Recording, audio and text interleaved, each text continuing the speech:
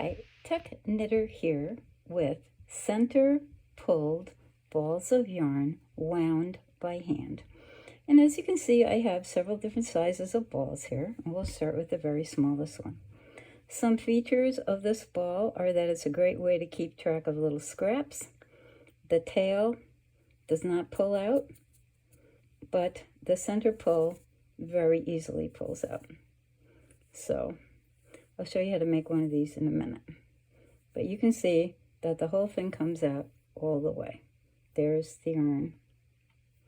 Now this here is a larger ball, and this is an entire 50 grams of Peer Gynt yarn here. And these balls are smaller scraps. So we'll get these out of the way, and we'll show how to make the smaller size ball first. You hold the tail between the first two fingers of your non-dominant hand and wrap 10 times. 2, 3, 4, 5, 6, 7, 8, 9, 10. And then take it off, always keeping track of where the tail is. Pinch it shut and wrap around the midsection until you are pretty much out of yarn. At the very end, when there isn't much left, put your finger in the way. Go one wrap over your finger, tighten up, and now insert the tail in the direction under this loop, in the direction of the palm of your hand. So it goes from the fingertip to the palm, and you just tighten up that little tail there. And now, again, the tail is tight, but the center pull is loose. It's very loose. There it is. Very easy to get back into the original scrap of yarn. Now, as you can see, this is a much bigger ball of yarn.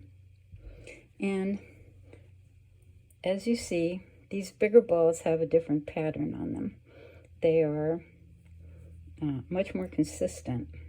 And how you do this is the center pull here. You sink your thumb and your middle finger into the ball. So you would do this after you had done around the middle several times, like I did for the small ball. Now you sink your fingers in and you start wrapping.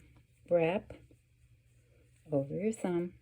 And now what you do, as soon as the yarn goes over the ball, you ratchet the ball towards the palm of your hand with your forefinger. So wrap and ratchet, wrap and ratchet, wrap and ratchet, wrap and ratchet. And what's happening is, as the yarn slides off your thumb, as you turn it with the ratchet, it slides off at a very consistent angle, and you get this very pretty look to the ball. Now, this is the center pull, and it comes out of the eye. But you can't just keep wrapping in the same direction forever, because if you do that, the ball would become egg-shaped. For example, this ball here is somewhat egg-shaped, but it's a lot rounder than it would be if I hadn't changed direction.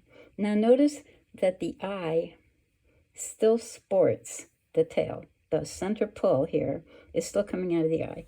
And that is going to happen even though I'm now going to change direction. So I'm going to sink my thumb and middle finger in, and I'm now going to start wrapping in a new direction. And this is what's going to keep the ball from turning into a very ovaloid egg, is that I have changed direction. Now, what happens to the tail?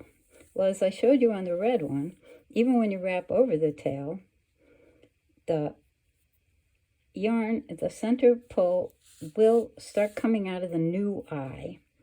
So if you pull it up, and don't lose track of it, it will start coming out of where the new eye is without you having to do anything except keep track of it. So there we are.